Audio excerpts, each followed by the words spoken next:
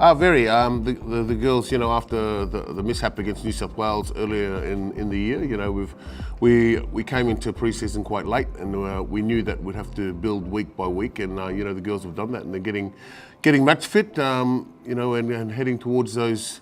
Heading towards this game against Rebels, and then we'll get a bit more match fitness under our belt, and then hopefully move into the semis, ready to roll.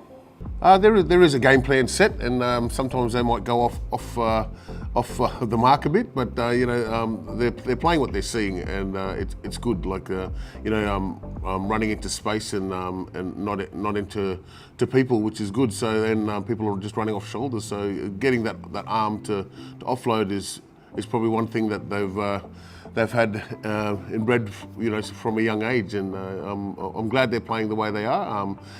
Sometimes we just, the 50-50 passes stick, but sometimes they don't. So, I won't go away from that, because sometimes it's paid off quite well for us. But, we just got to get better at when to give and when to hold.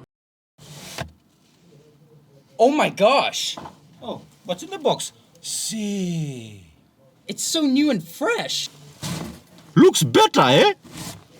This is everything I could have ever wanted. What you looking at? Oi, you're gonna have to find out.